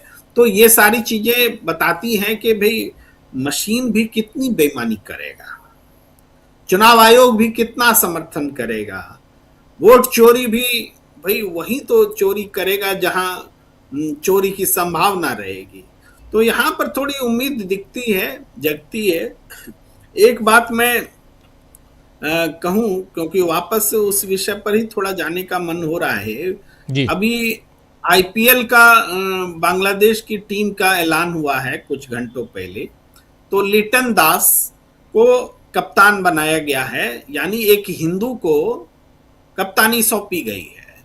तो ये भी एक बड़ी बात है एक ऐसे समय में, जबकि भारत में बांग्लादेशी प्लेयर को आईपीएल से हटाया गया, तो वहाँ जो आईपीएल का वर्ल्ड कप का जो टीम बनी है उसमें बांग्लादेश ने एक हिंदू को कप्तान बनाया है। अब इसी में ये बात भी हमें ध्यान में आती है, कोई देश मजबूत कैसे कहलाता है। T20 वर्ल्ड कप की बात कर रहे हैं आप? हाँ, T20 वर्ल्ड कप, क्षमा कीजिए गलत मैंने बोल दिया, आईपीएल का वर्ल्ड कप नहीं हो सकता, T20 वर्ल्ड कप जी। तो मैं ये कह रहा हूँ एक राष्ट्र मजबूत राष्ट्र है, इसको दिखाने का एक तरीका होता है। हम इसमें हमेशा फेल रहे हैं, मोदी सरकार में, मोदी रिजीम में। भाई चाइना ने जब गलवान किया तो हमारा रिएक्शन क्या रहा? न कोई घर में घुसा है, न घर में घुसा हुआ है। हमारा रिएक्शन क्या रहा कि हमने 29 चाइनीज ऐप पर बैन लगा दिया। यही है, बांग्लादेश में हिंदुओं पर अत्याचार हुए, इसका डंका पीटा गया हिंदुस्तान में, तो सरकार के रूप में प्रतिक्रिया क्या रही? अगर चुप रहते तो हम मान लेते, दुनिया जान लेती कि भाई बांग्लादेश के अंदरूनी मामलों में भारत हस्तक्षेप शायद नहीं करना चाहता है। लेकिन भारत ने किया भी तो क्या किया और बोला भी तो क्या बोला। भाई आईपीएल से एक खिलाड़ी को हटा दिए, हिंदुओं की रक्षा के लिए इतना बड़ा कदम उठा दिया। चाइनीज ने अटैक किया तो चाइनीज ऐप पर बैन लगा दिया। अब बांग्लादेश में हिंदुओं की पर जुल्म हुआ तो आईपीएल से बांग्लादेश के एक खिलाड़ी को हटा दिए। इतना बड़ा रिएक्शन जो दिखा रहे हैं, यहाँ हमारी ताकत का पता चल रहा है। हमारी सरकार नाकाम और हिंदुस्तान की ताकत को बिल्कुल जमींदोज करने पर तुली हुई है, नाक कटाने पर तुली हुई है, ये दिख रहा है। भाई आज वेनेजुएला को के शासक को उठाकर अमेरिका ले जा रहा है, डोनाल्ड ट्रंप ले जा रहा है, तो अलोकतांत्रिक और गलत होते हुए भी वहां शक्ति दिखती है, ताकत दिखती है कि डोनाल्ड ट्रंप ताकत दिखा रहा है। तो लेकिन हम इसको सही नहीं मानते, इसको वो आरएसएस वाले सही मानते हैं, वो ताकत से दिखाने वाले लोग हैं। शायद इसीलिए एस जयशंकर बोलते हैं कि चाइना को हम कैसे जवाब दे सकते हैं, वो तो बहुत ताकतवर देश है। तो ये ताकत को मानने वाले लोग झुकते भी चरण में उतनी ही जल्दी है और चढ़ते भी बहुत जल्दी है। कमजोर पर चढ़ जाएंगे और मजबूत के सामने झुक जाएंगे। ये ताकत को सर्वोपरि मानने वालों का यही स्वभाव होता है, आरएसएस बीजेपी वालों का यही स्वभाव है। इसीलिए बहुत लोग कहते हैं कि ये लोग बहुत डरपोक लोग हैं, तो जब जब जरूरत पड़ी है ये लोग डरपोक ही साबित हुए हैं। तो उनकी विदेश नीति में भी ये लचीलापन तो थोड़ा बोलचाल की भाषा है, ये डरपोकपन जो है ना वो दिखता है। जब से हिंदुस्तान की सरकार बीजेपी आरएसएस के हाथों में आई है, ये डरपोकपन विदेश नीति में चढ़कर बोलता है। अब घरेलू पॉलिटिक्स में देखिए, घरेलू पॉलिटिक्स में ये किसको हराते हैं, यहां भी ताकत दिखती है। भाई ममता बनर्जी को तो नहीं हरा पाते हैं। ममता बनर्जी की तो सरकार में खरीद फरोख्त भी नहीं कर पाए, जिसको जिसको खरीदा सब वापस भी ममता बनर्जी की पार्टी में चले गए। कोशिश की उन्होंने लेकिन सफल नहीं हुए। उसी तरीके से जहां पर कांग्रेस इनके लिए बहुत सस्ता शिकार रही है, कांग्रेस की सरकारें एक के बाद एक छीनी है, कांग्रेस को गलत तरीके से भ्रष्ट बताया है, बदनाम किया है, गांधी परिवार पर हमला किया है, ये सारी चीजें की हैं। क्योंकि देश की राजनीति में बीजेपी के अलावा भी कुछ क्षेत्रीय पार्टियां हैं और पार्टियां हैं जिनका कांग्रेस से राजनीतिक वैमनस्य रहा है, तो कांग्रेस बहुत जल्दी वल्चर होती उनके सामने एक चारागाह के तौर पर रही है और उसमें वो सक्सेसफुल रही है। लेकिन कांग्रेस में रिवाइव होने की भी वैसी ही क्षमता है जैसे एक डेमोक्रेसी या डेमोक्रेटिक कंट्री में होती है। भाई इतनी बार अगर बीजेपी हार जाती तो क्या जिंदा बचती क्या? इतना चुनाव अगर बीजेपी हारती तो जिंदा बचती? भाई जनसंघ का नाम मिट गया, हिंदू महासभा कहाँ है पता ही नहीं है। तो आरएसएस आज इतना शक्तिशाली बना है, जब सत्ता आ गई तब सत्ता के दम पर उसका संगठन फैला है। भाई इससे पहले तो छुप करके वो अन्ना आंदोलन करती थी। आरएसएस ने कभी कोई आंदोलन किया क्या? हिम्मत ही नहीं है, डरपोक लोग हैं।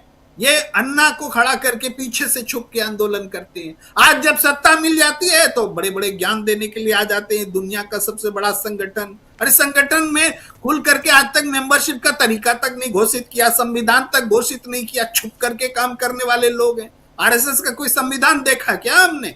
मेंबरशिप का कोई तरीका देखा क्या हमने? आज तक नहीं देखा, 100 साल हो गए। तो ये डरपोक किस्म के लोग हैं, छुप करके ही काम करते रहे हैं। तो ये जो पॉलिटिक्स है, लेकिन ये डरपोक किस्म के लोग शातिर भी उतने ही हैं जी। इनका शातिराना जो तरीका है, राजनीति में जो छौंक है शातिरपने का, और वो उस वजह से दिक्कत हो रही कि पूरा फिजा जो है दूषित हो गया है। पॉलिटिकल फिजा भी दूषित हो गया है, नेचुरल फिजा भी दूषित हो गया है। भाई हेल्थ डिजास्टर्स जो बोलते हैं, जो स्वास्थ्य के लिए हानिकारक, वो नेचुरल रूप में भी है और राजनीतिक रूप में भी हानिकारक स्थितियां पैदा हो गई हैं। सबका हेल्थ जो है पॉलिटिकल पार्टीज का खराब कर दिया है। जितनी संवैधानिक संस्थाएं हैं उन सब का हेल्थ खराब कर दिया है, उसमें पता नहीं क्या क्या मिश्रण कर दिया है। ये सारी चीजें हैं, ये इस वजह से ये लंबा फेज चल रहा है जिसमें संघर्ष करना मुश्किल हो रहा है। लेकिन हम जानते हैं कि हमारे भी इम्यूनिटी है, हमारी देश की जनता में इम्यूनिटी है कि ऐसे डिजास्टरस वायरस जो हैं, जो हमें संक्रमित कर रहे हैं, उससे वो लड़ेंगे और फिर से देश में एक रिवाइवल होगा, पॉलिटिक्स का रिवाइवल होगा और तमाम चीजों का रिवाइवल। जी बिल्कुल बिल्कुल। प्रशांत जी, कैसे देखा जाए? प्रशांत जी। देखिए, पहली बात तो राजीव जी, देश में कहीं भी आप इंदौर से लेके दिल्ली तक देखेंगे, चाहे रायपुर देखें आप, उत्तराखंड देखें, छत्तीसगढ़ देखें, अराजकता का माहौल है। और ये पूरी अराजकता, मतलब मैंने पहले नहीं देखा कभी ऐसा कि विदेश नीति गुर्गे और उचक्के तय करें, कौन खिलाड़ी किस कंट्री का कहाँ खेलेगा, किसके साथ खेलेगा। उसका नतीजा क्या हो रहा है कि 1971 में जिस पूर्वी पाकिस्तान को काट कर हमने बांग्लादेश बनाया भारत ने, और बांग्लादेश से जो है वो संबंध भी ठीक रहे, तो हमने अपना एक ईस्टर्न बॉर्डर सिक्योर कर लिया था। वहां कोई दिक्कत नहीं थी, उसको सिक्योर कर लिया था।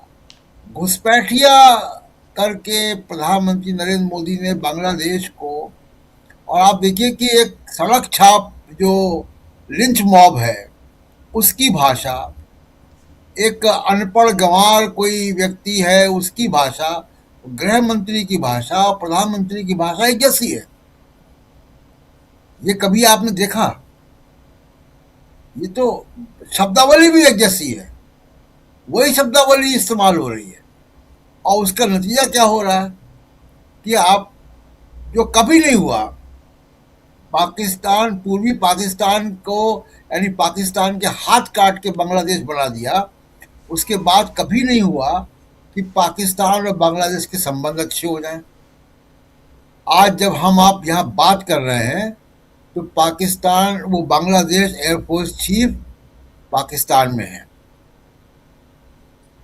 कराची और ढाका की डायरेक्ट फ्लाइट चालू हो रही है। अब पाकिस्तान सीधे तौर पर बांग्लादेश में है, उनकी समर्थित सरकार भी है, तब आप कर लीजिए। अभी तो गरीब रिक्शा चलाने वाले, काम ढूंढने वाले लोग घुसपैठिए के तौर पे आते थे, वहां से लश्कर तैयबा आएगा। अब तो पाकिस्तान का एक हाथ तो बन गया वापस। जिस हाथ को 71 में काटा था, उस हाथ को वापस रखा दिया।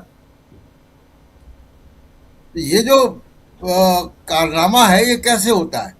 विदेश नीति एक बहुत ही सब्र का और बहुत ही ठंडे दिमाग से सोचकर, शतरंज के चेस बोर्ड की तरीके से चलने वाला काम होता है, समझदारी से करने वाला काम होता है।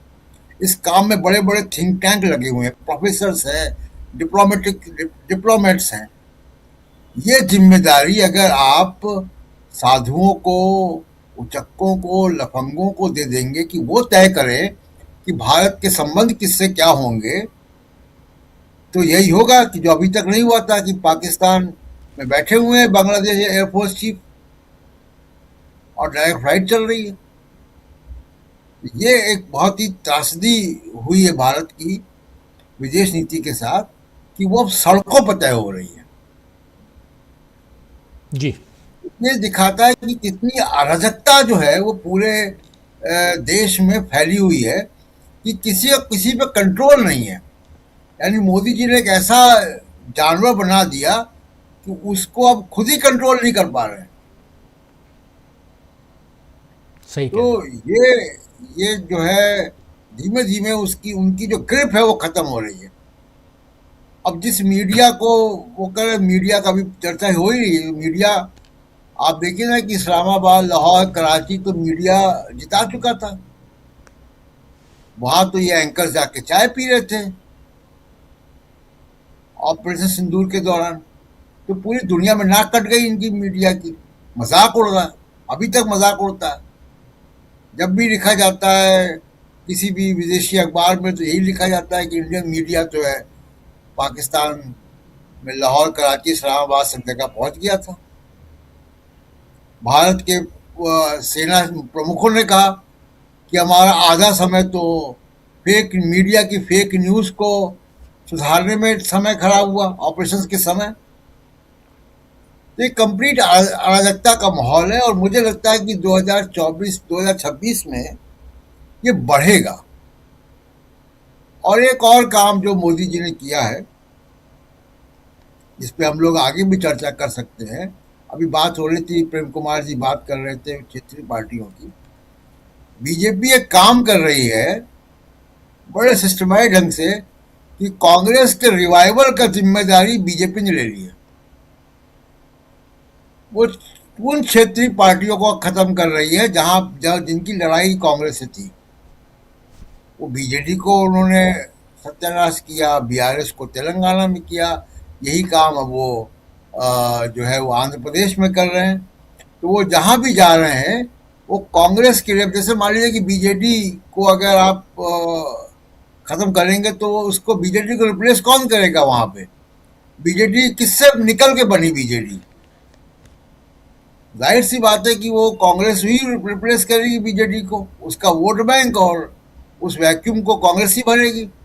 जैसे कांग्रेस ने बीआरएस का वैक्यूम भर दिया तेलंगाना में, यही आंध्रा में होगा।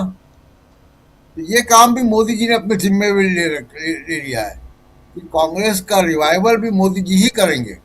जी राजीव जी, बिल्कुल, कांग्रेस का रिवाइवल मोदी जी करेंगे और उसके पीछे की रणनीति क्या हो सकती है और कहां गलतियां कर रहे हैं नरेंद्र मोदी, ये बता रहे थे हमारे साथी प्रशांत टंडन जी। और उसके अलावा विदेश नीति में हम कहां गड़बड़ हैं, कहां गलतियां कर रहे हैं। लेकिन जयशंकर जी, इसको कैसे आप देखते हैं? समय हालांकि अब ऑलरेडी 8:30 बज चुका है, जल्दी ख़त्म करते हैं और फिर प्रफुल्ल जी आपके पास भी आता हूँ।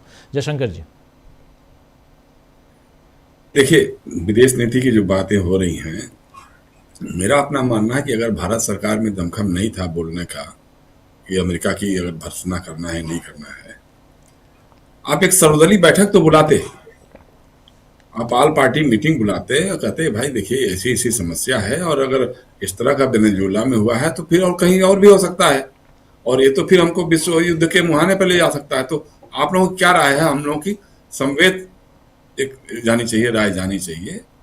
और देखिए, जहां तक विपक्ष हो या सरकार हो, विदेश नीति के मामले में कभी विरोध की बात उस ढंग से नहीं हुई है। लोग आमतौर पे सरकार के साथ रहे, लेकिन वो विदेश नीति मतलब साझाई नीति मानी जाती है, देश की विदेश नीति मानी जाती है, किसी सरकार की नहीं होती है। लेकिन हमारे यहाँ तो हमको समझ में नहीं आता है। अब अभी प्रशांत गिना रहे थे कि 60 बार तो ट्रंप कह चुका है कि हम संघर्ष विराम हमने कराया।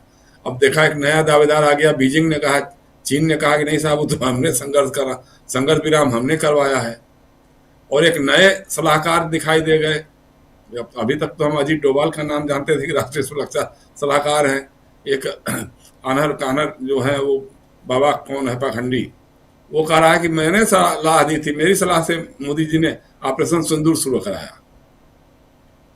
अब किसकी सलाह पे हमारा प्रधानमंत्री काम कर रहे हैं, ये तो सोचने वाली बात है कि इतना इस लेवल तक किया। और किसी ने भाजपा से ने, भाजपा के आईटी सेल ने, भाजपा के लोगों ने या किसी जिम्मेदार आदमी ने इस तरह पर ये नहीं लगाम नहीं लगाया। जो जिसके मन में आ रहा है, जो कुछ भी बोलते हुए चला जा रहा है, कुछ भी बोल दे रहा है। और दूसरी बात यह है कि देखिए, प्रशांत जी से मैं इस मामले में सहमति नहीं व्यक्त कर सकता हूँ। नरेंद्र मोदी क्या विपक्ष को खड़ा करेंगे या कांग्रेस को खड़ा, वो क्या करेंगे? उनके कुकर्म, जो उनकी सरकार की विफलताएं हैं 11 सालों में, 12 सालों में, वो कांग्रेस को खड़ा करेंगी। और कांग्रेस को खुद पे खड़ा होना होगा। देखिए, हाँ, ये जरूर है कि वो मोदी जी की कोशिश रहती है, आरएसएस की भी कोशिश है कि क्षेत्रीय दलों को कांग्रेस से लड़ाओ, ताकि आपस में लड़ करके कमजोर हो जाएं और हम अपना काम कर सकें।